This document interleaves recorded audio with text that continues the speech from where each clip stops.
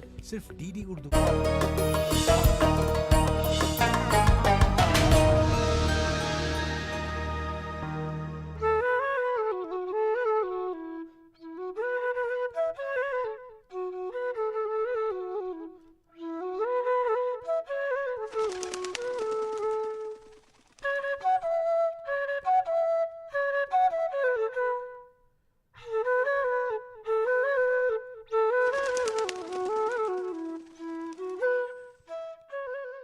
वक्त की गाड़ी को थोड़ा सा ब्रेक लगाकर फुर्सत के साथ लम्हों से गुजारिश की है थोड़ा सा ठहर जाने की, ताकि हम आपसे मुखातिब हो सकें और बात कर सकें। आदाब नाज़रीन, हमें पूरी उम्मीद है कि आप अपना बहुत ज़्यादा ख्याल रख रहे होंगे। और देखिए, इस वक्त अपना ख्याल रखना बेहद ज़रूरी है। ख़ास तौर से मास्क पहनना, सोशल डिस्टेंसिंग का ख्याल रखना, साफ़ सफाई का ख्याल रखना। और हम ख़वातीन के लिए तो ये डबल जिम्मेदारी है, क्योंकि हमें अपना तो ख्याल रखना ही है, अपने घर का भी ख्याल रखना है। तो चलिए अपने इस सफ़र का, आज के प्रोग्राम का आगाज़ करते हैं। और सबसे पहले एक मोटिवेशनल स्टोरी हमेशा की तरह हम आपको दिखाएंगे, ताकि आप भी इससे इंस्पायर हों और अपने सपनों को अमली जामा पहना सकें। अपने हौसलों से मैं दुनिया की तकदीर बदल दूं, सुन ले ए दुनिया, हाँ मैं औरत हूँ। कुछ ऐसे ही हौसला रखने वाली सिंधु ताई 14 नवंबर साल 1948 को महाराष्ट्र के वर्धा जिले में पैदा हुई। एक गरीब खानदान से ताल्लुक रखती थी। कच्ची उम्र में शादी हुई, जल्द ही 3 बच्चों की मां भी बन गई। लेकिन चौथी बार हामला हुई तो शौहर ने मार पीट कर घर से निकाल दिया। मुश्किल हालात में बेटी की पैदाइश हुई और वो पेट भरने के लिए रेलवे स्टेशन पर भीख मांगने लगी। जमाने के खौफ से रातें शमशान में गुजारने को मजबूर हुई। स्टेशन पर जब भीख मांगते कई लावारिस बच्चों को देखा तो दिल में ममता फिर से जागी और वो उन सभी बच्चों की एक माँ की तरह देखभाल करने लगी। अब वो सिर्फ 4 बच्चों की माँ ही नहीं, बल्कि हजारों बच्चों की माँ कहलाती है। उन्होंने मुश्किल हालात का न सिर्फ खुद सामना किया, बल्कि औरों का भी सहारा बनी, ताकि वो सब अपने पैरों पर खड़े हो जाएं। सरकारी और गैर सरकारी इदारों ने इन्हें तकरीबन 273 अवार्ड से नवाजा है, जिसमें सरे फहरिस्त है पद्मश्री। इनकी जिंदगी से मुतासिर होकर एक मराठी फिल्म भी बनी है, सिंधु ताई, अनाथ बच्चों की माँ। आज वो हमारे दरमियान नहीं है। उस माँ को, उसके जज्बे को हम सलाम करते हैं। नाज़रीन, वाकई ऐसी ख़वातीन को देखकर फ़ख्र होता है एक औरत होने पर। हालात की हर नब्ज़ को काबू करना इन्हें बखूबी आता है। इन्हें देखकर कहीं न कहीं हमें ये महसूस होता है कि ज़िंदगी कितनी ही तल्ख़ क्यों ना हो जाए, हमें हमेशा उसमें मिठास घोलने की कोशिश करते रहना चाहिए। तो नाज़रीन, चलिए एक मरतबा फिर से हम आपको मिलवाएंगे अक्षिता जी से, जो हमें बताएंगी ख़वातीन से मुताल्लिक़ कानून के बारे में।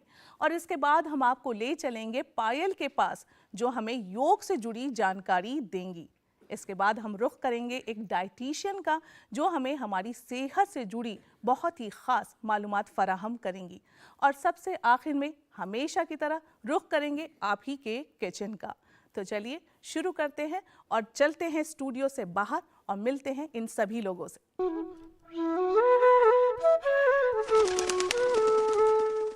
तो नाज़रीन, लीजिए हम आ गए हैं अक्षिता जी के पास। आपका बहुत बहुत खैर मकदम है हमारे प्रोग्राम में। Thank you so much. क्या होता है ना, कई बार लड़कियां घर में होती हैं, उनके साथ कुछ गलत हो रहा होता है, बिल्कुल, चाहे तो वो अनमैरिड हो या मैरिड हो। जी, मान लीजिए कि अगर वो शादीशुदा है तो ससुराल में ही कुछ उसके साथ गलत हो रहा है, कोई सेक्सुअल हेरेसमेंट ही हो रहा है, घर का ही कोई फर्द कर रहा है, लेकिन वो कह नहीं पाती इस शर्म से कि कहीं मेरी शादी ना टूट जाए, या मेरे घर, मैं अपने माँ बाप को क्या कहूँगी जाके, मायके में मुझे सहारा नहीं मिलेगा, ससुराल में भी नहीं कह सकती क्योंकि ससुराल में कोई उसकी मानेगा नहीं। तो ये चीज़ हो गई। और कई मरतबा ये होता है कि लड़कियां बाहर निकल के जा रही हैं, स्कूल कॉलेज या ऑफिस कहीं मतलब जा रही हैं, तो रास्ते में उन्हें कुछ लड़के छेड़ रहे हैं, कुछ उनके साथ बदतमीजियां हो रही हैं, तो उसमें भी वो कुछ नहीं कह पाती हैं अक्सर, इसी डर से कि माँ बाप साथ देंगे, घर वाले उनके साथ होंगे या नहीं होंगे। तो ऐसे में उन्हें क्या कदम उठाने चाहिए और उनके लिए क्या मतलब कानून है? देखो, कानून के लिए फर्स्ट पॉइंट ऑफ कांटेक्ट जो है वो हमेशा रहेगी पुलिस। कि आप 100 नंबर डायल करें। अब बहुत सारी, अगर आप एक लेडी हैं और आपके साथ कुछ गलत हो रहा है तो आपको कोई मेल पुलिस ऑफिसर असाइन नहीं होगा, फीमेल पुलिस ऑफिसर असाइन होगी। आप उनको अपने साथ जो जो हो रहा है बताएं। उसके बाद देखो, अगर आपने किसी के अगेंस्ट एक्शन लेना है तो आपको केस तो आगे चलाना पड़ेगा, इन्वेस्टिगेशन तो होगी। सही बात। तो अगर आप डर रहे हैं कि मेरे साथ ये हो जाएगा और वो हो जाएगा, इस डर को आपको काबू करके लड़ना है। क्योंकि आप ऐसे सोचें, मैं आज ये कुछ नहीं करती इस इंसान के बारे में, ठीक है, मैं छोटी से छोटा एग्जांपल लेती हूँ, कोई बाइक वाला जा रहा है और सीटी मार के चला जाता है, मैं कुछ नहीं करती, उसको कॉन्फिडेंस मिल गया कि अच्छा ये तो मैं कर सकता हूँ। बिल्कुल। नेक्स्ट पे वो 2 सीटी मारेगा, तीसरी को छू के जाएगा। ये जो कॉन्फिडेंस होता है ये हमारे डर की वजह से ही बिल्ड होता है कि अरे ये कर क्या लेंगे, ये तो हम देख चुके हैं। First point of contact, immediately police को कॉल करो, 100 नंबर डायल करो, अपने आप को एक फीमेल ऑफिसर असाइन कराओ, उनको बोलो घर आगे मेरी स्टेटमेंट ले। अगर आपको लगता है कि मैं अपने घर में अनसेफ हूँ, फीमेल ऑफिसर को वहीं बता दो कि मैं अपने घर में अनसेफ हूँ। उनको बोलो कि किसी तरह अरेंज करे कि मुझे यहाँ से लेके जाओ। वो आपको किसी एनजीओ में भी लेके जा सकती हैं। हो सकता है वो आपको, जो आपकी स्टेट के विमेन कमीशन है उनके थ्रू आपको आपके घर से निकलवाए, कहीं किसी एनजीओ में, गवर्नमेंट के ही नारी शक्ति वाले घरों में डलवा दे, वहां से they will take care of you. वहां पे ऐसे नहीं होता कि आप गए, आप फंस गए और आप सिस्टम में गए। अगर आप में थोड़ी सी शक्ति एंड थोड़ा सा साहस है, आप वहीं से अपना जॉब ढूंढ के you can make your own life and we have seen it. बिल्कुल। आई नो कि परसेप्शन ये है कि एक बार पुलिस के पास गए तो फंस ही गए, बट ऐसा है नहीं। पुलिस इज, मेरे केसेस में तो मैंने देखा है कि police has been extremely helpful with women. मैंने इतना भी देखा है कि एक बार एक हस्बैंड ने एक वाइफ को कॉल किया कि मैं, तेरे को बहुत गुरूर है अपने आप पे, मैं तेरा बच्चा उठवा लूंगा। And we went to the police, हमने उनको पूरी रिकॉर्डिंग सुनाई। अगली बार वो हस्बैंड, उन्होंने एक बीट ऑफिसर डेप्यूट किया वहाँ का, कंप्लेनेंट को और बीट ऑफिसर को मिलवाया कि कुछ भी हो, आपको आजू बाजू भी दिखे ये बंदा, आप इनको बता दें, इमीडिएटली कॉल करें। वो आया, वो उसके घर की सीढ़ी नहीं चढ़ पाया, उससे पहले बीट ऑफिसर ने पकड़ लिया कि सर आपकी ये ऑडियो रिकॉर्डिंग है, आपने ये थ्रेट इशू की है, मैं आपके साथ चलूंगा, आप बताओ आपने करना क्या, आप क्यों आए हो यहाँ पे। तो you have to go to the police. और जहाँ तक डर का सवाल है, मेरा तो मानना ये है कि जितने लोग जितना ज़्यादा कदम लेंगे, चाहे कितना भी डर हो, उतनी ज़्यादा ये प्रॉब्लम्स ख़त्म होंगी। बिल्कुल। जितना हम डरेंगे उतना ऐसे क्रिमिनल्स को एहसास मिलता है कि हाँ ये डर गए तो हम अगले 4 को भी डरा देंगे। बिल्कुल। ये आपने बहुत अच्छी बात कही है। और मुझे भी ऐसा लगता है अक्षिता जी कि डर के आगे ही जीत है। बिल्कुल। इसलिए कि अगर हमारे साथ कुछ गलत हो रहा है, ख़वातीन जो हैं उनके साथ कुछ गलत हो रहा है, तो उन्हें सख्ती से कदम बढ़ाने की ज़रूरत है, आगे बढ़कर ख़ुद के हक़ को जानने की ज़रूरत है। लेकिन एक चीज़ और है कि अक्सर ये जो कानून हमारे लिए बनाए हैं हमारी सरकार ने, हम ख़वातीन ही कई बार, मैं सबको नहीं कहूँगी, लेकिन कई बार ऐसा होता है कि गलत फ़ायदा उठा लेती हैं। बिल्कुल। कि अगर वो मासूम नहीं हैं और दूसरे पर इल्ज़ाम लगा देती हैं, तो वहाँ मर्द भी फंस जाते हैं कई बार। ऐसा हर कोई नहीं करता, लेकिन अक्सर ऐसे केसेस देखे गए हैं। तो हम यही कहेंगे कि आप जो हैं अपने हक़ को और अपने कानून को पहचानें और सही का साथ दें, क्योंकि अगर आप गलत करेंगे, ऐसा कुछ इल्ज़ाम लगाएंगे, गलत इल्ज़ाम तराशी करेंगे, तो कहीं ना कहीं उन ख़वातीन को इंसाफ नहीं मिल पाएगा जो कि इसकी सही हकदार हैं। अक्षिता जी, आपका बहुत बहुत शुक्रिया, आपने सभी ख़वातीन को इतनी अहम मालूमात फराहम की। और अगली मरतबा फिर हम आपको तकलीफ देंगे और कुछ मालूमात हासिल करने के लिए आपसे मिलेंगे। आपका शुक्रिया। Thank you so much.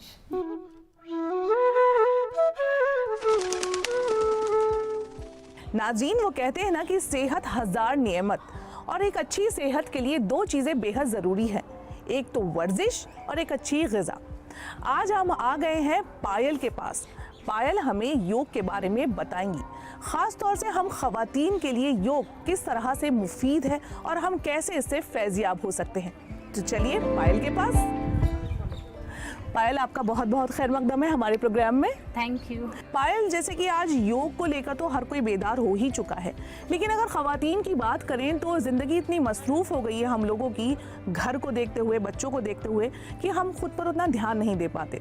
और ख़ास तौर से बच्चे होने के बाद तो हम थोड़ा सा मोटापा गेन कर ही लेते हैं, मोटे हो जाते हैं। तो ऐसा क्या करें कि हम खुद को फिट रख सकें? जी बिल्कुल, आपने सही फरमाया कि इस समय में मोटापा खास करके जो हाउस वाइफ हैं उनके लिए बहुत ज़्यादा परेशानी बन चुका है।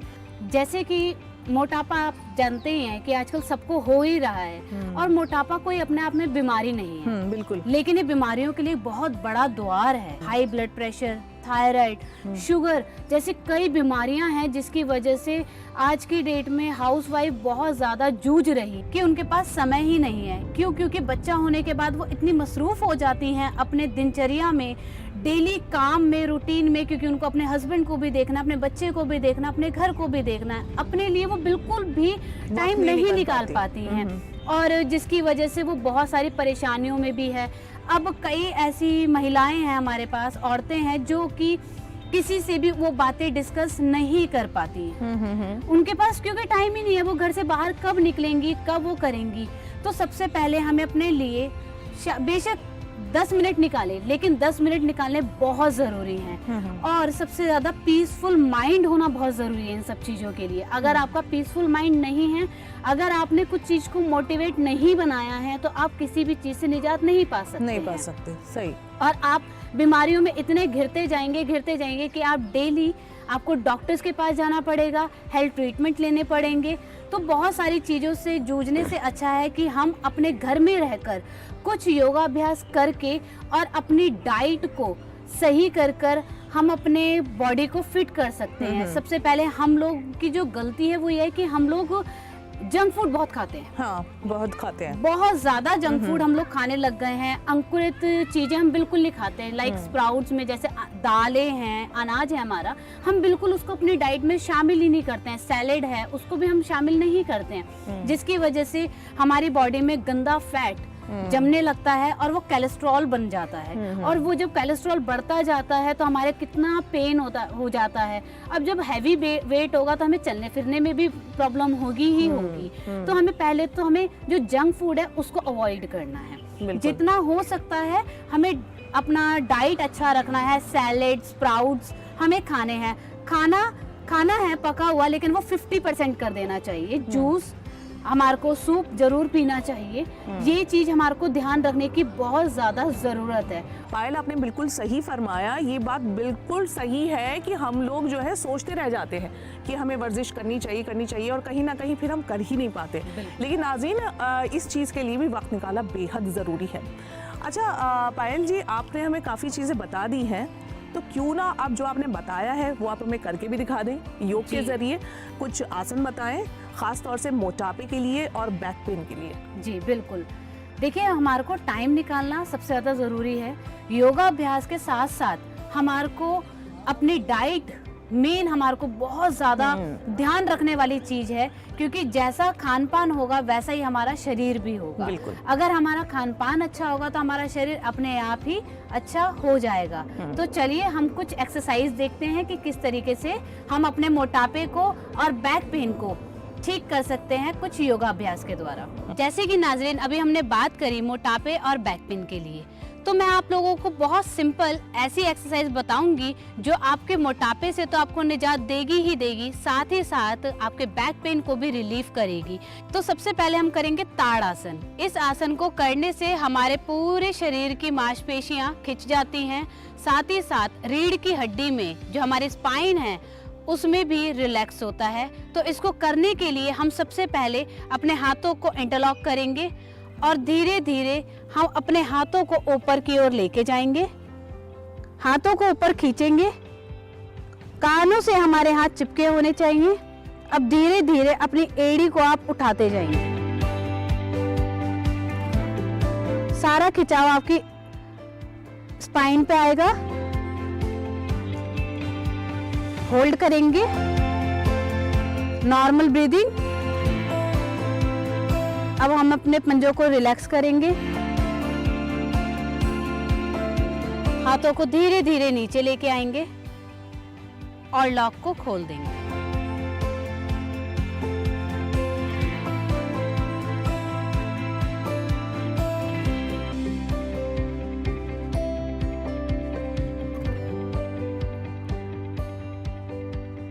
अभ्यास को हमें 1 से 2 बार करना है।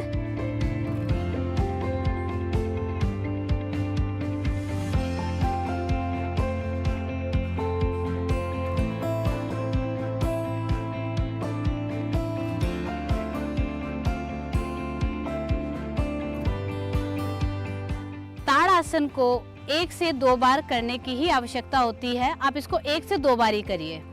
अब हम करेंगे दूसरा योगाभ्यास। हम करेंगे भुजंग आसन।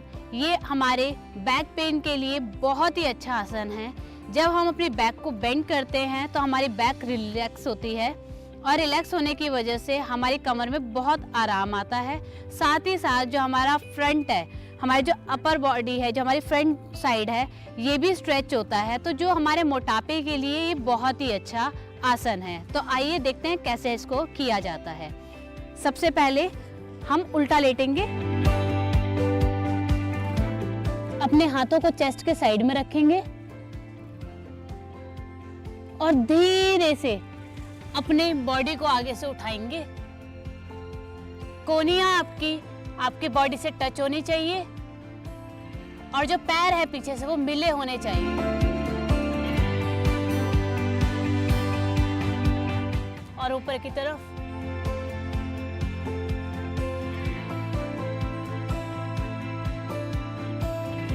अब धीरे से आप रिलैक्स करेंगे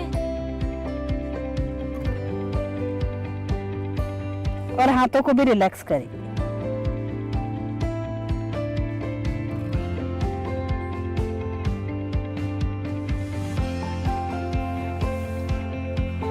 हम तीसरा जो योगा अभ्यास है वो हम करेंगे शशांक आसन। शशांक आसन में इसी के साथ जाएंगे। पैरों को थोड़ा सा खोलेंगे आगे से और ऐसे आगे की तरफ बेंड होना है। जो हिप है वो आपका पीछे की तरफ आपको पूरा बैठना है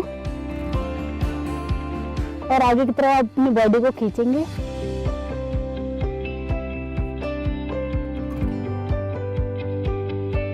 इससे हमारे को कमर में बहुत रिलैक्स फील होता है। आराम से बैठेंगे। इन आसनों को हमारे को 2 से 3 बार करना चाहिए। हम अपने निजी जिंदगी में जब हम लोग थोड़ा सा अपने लिए टाइम निकाले तो 10 मिनट में हम इन 3 आसनों को कर सकते हैं, जिससे कि हमारे को कहीं जाने की भी ज़रूरत नहीं है और हमारे को बैक में तो रिलैक्स मिलता ही है, साथ ही साथ हमारे मोटापे में भी ये हेल्प करते हैं। तो इससे हम काफ़ी हद तक निजात पा सकते हैं। तो नाज़रीन, पायल ने हमें ये अहम योगासन करके दिखाए हैं। जैसा कि हमने आपसे पहले भी कहा कि आपको अपने लिए थोड़ा सा वक्त ज़रूर निकालना है। आप भी अगर बैक पेन से और मोटापे से जूझ रहे हैं तो ये योगासन ज़रूर कीजिए। तो नाज़रीन, अगली मर्तबा फिर किसी परेशानी के साथ और उसके हल के साथ हम आपके सामने हाजिर होंगे। योग के जरिए उस परेशानी का हल करेंगे। तो चलिए अब चलते हैं अपने अगले सेगमेंट की तरफ।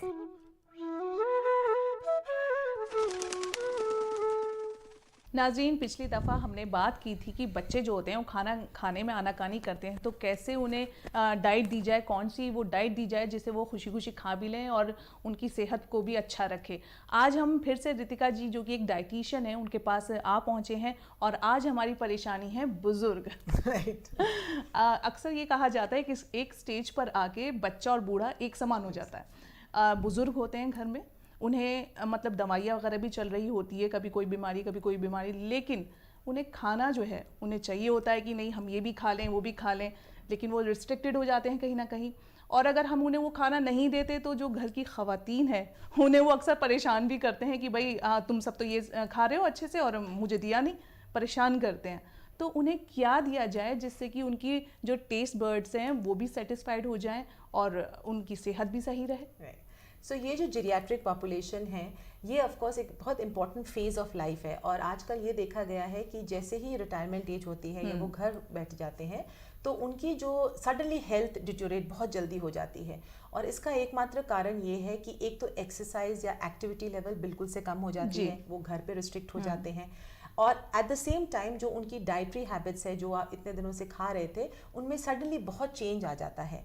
तो हमें दो चीज़ का ध्यान रखना है, एक कि हमें एक हेल्दी बैलेंस्ड खाना देना है। इस एज में ऑफ कोर्स जो आप क्वांटिटी ऑफ फूड ले रहे हैं वो ज़रूर कम हो जाएगी, लेकिन आपको क्वालिटी ऑफ फूड में ज़रूर ध्यान देना है। सबसे इम्पॉर्टेंट है प्रोटीन, जो कि आमतौर पे देखा गया है कि जैसे ही कोई इंसान बूढ़ा हो जाता है या घर में भी सब कहने लगते हैं कि दालें मत लीजिए बहुत हैवी है, या आप प्रोटीन कम कर लीजिए क्योंकि आपकी किडनी खराब हो जाएगी, तो ये बिल्कुल गलत है। आपको क्वांटिटी में कम लेना है बट लेना ज़रूर है। तो कोशिश करिए, आप दालें हैं, दूध है, दही है, अंडा है, अगर आप नॉनवेज खाते हैं तो नॉनवेज ज़रूर लेते रहिए, लेकिन क्वांटिटी को कम कर दीजिए। सिमिलरली इस एज में हमने देखा है जो दूसरी बहुत इंपॉर्टेंट प्रॉब्लम है वो है कॉन्स्टिपेशन या कब्जी की। बिल्कुल, क्योंकि अगेन मूवमेंट नहीं है, खाना क्वांटिटी कम खा रहे हैं, तो इस वजह से इनको ये दिक्कत बहुत होती है। तो इसके लिए भी बहुत ज़रूरी है दो चीज़ों का, एक तो घर खाने में रेशा जिसे हम फाइबर कहते हैं उसकी मात्रा ज़्यादा हो, तो खूब सारे फल सब्जियां इसे आप खा सकते हैं। And the other thing is generally ये पॉपुलेशन देखा गया है वो हाइड्रेशन अच्छी तरह नहीं करता है, मतलब पानी क्वांटिटी जो है वो कम लेते हैं। तो ये बहुत ज़रूरी है कि बुढ़ापे में आप एडिक्वेट फ्लूइड लें। ऑफ कोर्स अगर आपको कोई दिक्कत है, जैसे कोई लिवर की प्रॉब्लम है, किडनी की प्रॉब्लम है और आपके डॉक्टर ने मना किया है, वो अलग चीज़ है। लेकिन अगर आप एक हेल्दी एडल्ट जीरियाट्रिक पॉपुलेशन है तो आपको एडिक्वेटली हाइड्रेटेड रहना पड़ेगा, चाहे वो आप पानी लीजिए, नींबू पानी लीजिए, and at the same time अगर आप फाइबर एडिक्वेट लेंगे तो आपको कोई दिक्कत नहीं होगी जी। और एक जो बहुत इंपॉर्टेंट बात है वो है एक्सरसाइज करते रहना, क्योंकि जो आपका हाजमा है वो पूरा जो है एक कंप्लीट विशियस साइकिल है। अगर आप एक्सरसाइज नहीं करेंगे तो भूख नहीं लगेगी, भूख नहीं लगेगी तो खाएंगे नहीं, एंड इससे आपको वेरियस तरह की बीमारियां हो सकती हैं।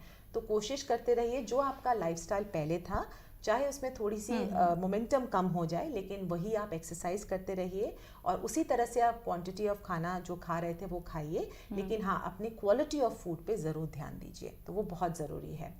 अनदर थिंग जो इस जीरियाट्रिक पॉपुलेशन में हम देखते हैं कि इस टाइम पे बहुत सारी बीमारियां आ जाती हैं, जैसे डायबिटीज़ है, हाइपरटेंशन है, किसी का कोलेस्ट्रॉल बढ़ा हुआ है।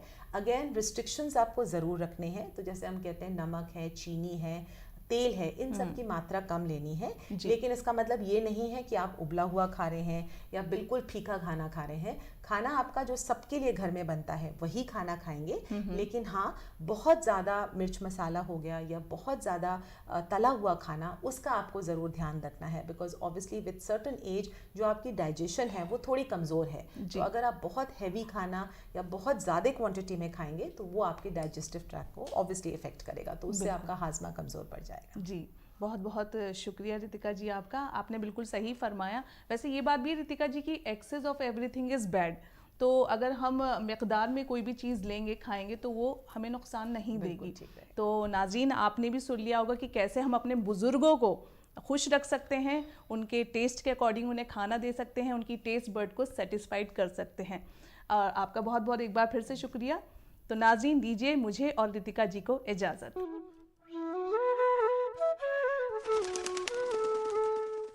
नाज़रीन हर हफ्ते हम आपसे मुखातिब होते हैं और आपको बताते हैं कि कैसे घरेलू नुस्खों के ज़रिए हम फिट रह सकते हैं, सेहतमंद रह सकते हैं। और इसके लिए हमें जानकारी देती हैं हमारी बेहद ख़ास मेहमान डॉक्टर मुज़म्मिल रहमान, जो एक मरतबा फिर हमारे साथ स्टूडियो में मौजूद हैं। डॉक्टर साहिबा, आज हम बात करेंगे जो बहुत ही नॉर्मल सी चीज़ है, हर किचन में मौजूद होती है मसालों में और बहुत ही फ़ायदेमंद भी होती है, दालचीनी और इलायची की। बताइए इसके क्या फ़ायदे हैं हमारे नाज़रीन को। दालचीनी और इलायची का नाम अक्सर साथ साथ ही आ जाता है, क्योंकि दोनों को मिला के ही काफ़ी सारे फ़ायदे इकट्ठे ही हमें मिल जाते हैं। अलग अलग भी इनके फ़ायदे हैं और कॉम्बिनेशन में भी। अभी हम कॉम्बिनेशन के बारे में अगर बात करें, पहले हम दालचीनी की बात करें। वो जो दालचीनी की खुशबू है उसके अलावा भी इसके बहुत सारे फ़ायदे हैं।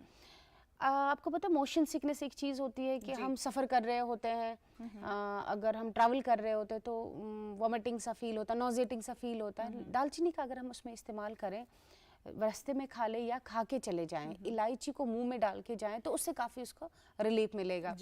या इसको कॉम्बिनेशन करें और चीज़ों के साथ, दालचीनी, इलायची, अदरक, इनकी एक चाय बना लें, इनको पका लें तो हमारा गला बिल्कुल सूदिंग एक इफ़ेक्ट होता है इसका। आपको मैं बता दूं, एक बहुत मशहूर चीज़ है, आपने वो देखा होगा हमारे नॉर्थ इंडिया में, खासतौर पर कश्मीर के डिवीजन में कहवा एक चीज़ होती है। जी, सुना काफी होगा सुना आपने, है। काफ़ी सुना है, क्योंकि वो एक पहाड़ी इलाका है, अपर रेस्पिरेटरी इन्फेक्शन ज़्यादा रहते हैं वहाँ पे। तो वहाँ पे ये जो एक ट्रेडिशनल ड्रिंक है उसमें दालचीनी, इलायची और थोड़े से ज़ाफ़रान की कोंपलें वो डाली जाती है। तो उसका ये इफ़ेक्ट है कि जो अपर रेस्पिरेटरी ट्रैक हमारा है बिल्कुल क्लियर रहता है, क्योंकि वो एक ठंडा इलाका है, इन चीज़ों का ज़्यादा असर रहता है वहाँ पे, इस वजह से इसका इस्तेमाल बहुत ज़्यादा है। यानी कि अगर घर में बच्चा है, उसको खांसी जुकाम हो रहा है, चाहे वो छोटा बच्चा हो, बिल्कुल न्यू बॉर्न हो, जिसको अब आपने थोड़ा सा फीड करना शुरू कर दिया हो, वीनिंग हो गई हो, उसको आप लगातार चाहे उसकी बॉटल में एक वो बना के रखें, कहवा हम कहेंगे, अगर हम उसका ऐसा नाम दें, काढ़ा कहें, यहाँ पे कहवा कहें। दालचीनी की वो लेके पीसेस लेके, 1-2 इलायची को कूट के उसमें डाल के उसका पूरा काढ़ा बनाएं, जब तक वो ब्राउन हो जाए। फिर थोड़ी सी उसमें शुगर मिलाएं और हल्का सा उसमें जब वो तैयार हो जाए, 1-2 कोंपली आप ज़ाफ़रान की डालें, उसको आप बना के रखें। बच्चा जब वो बॉटल से, उसको दूध के पीने की आदत है, ऐसे नहीं पी सकते, उसको बॉटल में रख के आप उसको पिलाते रहें। तो बिल्कुल आपको ज़रूरत नहीं पड़ेगी कि आपको उसको एंटीबायोटिक देनी पड़े, एंटीहिस्टामिनिक्स देने पड़े या कोई और दवाई देनी पड़े, जो बच्चों के लिए बिल्कुल नुकसानदेह होती है उतने छोटे बच्चे के लिए। दालचीनी का ये इस्तेमाल कर सकते हैं, मोशन सिकनेस में आप इस्तेमाल कर सकते हैं। इवन जो एस्थमा के पेशेंट्स हैं, अगर हम अदरक और दालचीनी का इस्तेमाल वो लगातार करेंगे तो उनके जो एस्थमा की प्रॉब्लम है, वो ब्रेथलेसनेस जो हो रही है, उसमें काफ़ी उनको रिलीफ मिलता है। बिल्कुल। दालचीनी वेट लॉस के लिए भी इस्तेमाल हो जाती है। दालचीनी का पाउडर, उसको आप पाउडर फॉर्म में भी यूज़ कर सकते हो, और या जो उसकी वो लकड़ी होती है उसी का पाउडर बनता है वो, तो उसका पाउडर भी अगर आप रोज़ 1-1 चम्मच लें शहद के साथ, बहुत सारी और अलग अलग चीज़ें हैं वेट लॉस के लिए, तो उसमें दालचीनी का भी एक बहुत अच्छा रोल है। और अगर आपको अपर रेस्पिरेटरी इन्फेक्शन के लिए चाहिए, या even as a mouth freshener आप इलायची का इस्तेमाल करते हैं, वो सिर्फ एक माउथ फ्रेशनर नहीं होता, वो आपके डाइजेस्टिव सिस्टम को भी सही करता है। वो आपका अगर सोर थ्रोट हो रहा है और वो बलगम हो रहा है, बलगम की वजह से जो थोड़ी फॉल स्मेल हो जाती है, या डेंटल कैरीज की वजह से अगर फॉल स्मेल है, तो वो जो उसका इलायची का एरोमा है या दालचीनी का एरोमा, उसकी वजह से वो उन बैक्टीरिया को भी किल कर सकता है। एंटी बैक्टीरियल इफेक्ट है, एंटीऑक्सीडेंट इफेक्ट है, एंटी स्ट्रेस इफेक्ट है इवन। तो इन चीज़ों को हम घरेलू इस्तेमाल में ला सकते हैं। अच्छा, ये इलायची में एक तो काली इलायची होती है, एक हरी वाली इलायची, छोटी इलायची होती है। हाँ, तो एक बड़ी इलायची, यहाँ पे जो मैं कॉम्बिनेशन की बात कर रही थी, छोटी हरी वाली इलायची, ये हरी वाली इलायची का कॉम्बिनेशन है। जो बड़ी इलायची है उसका इस्तेमाल हम खाना बनाने में यूज कर लेते हैं, जो वहाँ पे एज अ कार्बोनेटिव, एज अ कासिर रिया को तोड़ने वाली, पेट को साफ रखने वाली दवाई के तौर पे उसको वहाँ इस्तेमाल किया जा सकता है। लेकिन यहाँ पे जो हमने दालचीनी का कॉम्बिनेशन बोला, वो हरी वाली छोटी इलायची का कॉम्बिनेशन है, उसको कूट के डालना है। अच्छा, तो उसका काफ़ी फ़ायदा होगा। फिर बहुत ही अच्छी आपने बात बताई हमें, इलायची का कैसे इस्तेमाल हम टेस्ट के लिए भी करते हैं, पेट में ठंडक के लिए भी करते हैं, कब्ज़ के लिए भी करते हैं। बहुत सारी आपने हमारे नाज़रीन को जानकारी फराहम की आज के इस एपिसोड में। और आज ही क्यों, आप हमें पिछले कई हफ्तों से छोटी छोटी चीज़ें हैं किचन की, उनके बारे में इतनी सारी जानकारी दे रही हैं कि कैसे वो फ़ायदेमंद है हमारे लिए, हमारी सेहत के लिए। लेकिन फिर से हम आपसे और हमारे नाज़रीन से इजाज़त चाहते हैं, क्योंकि वक्त हमें इजाज़त नहीं दे रहा कि हम आपसे और बात करें।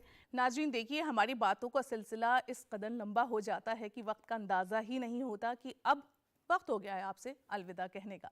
लेकिन हमेशा की तरह मैं आपसे वादा करती हूँ कि अगली मर्तबा फिर आपसे रूबरू होंगे अपने इस ख़ास प्रोग्राम के साथ।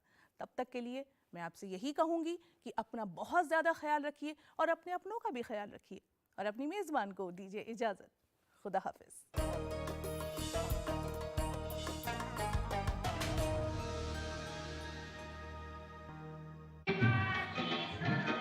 कैसा लग रहा है मैडम?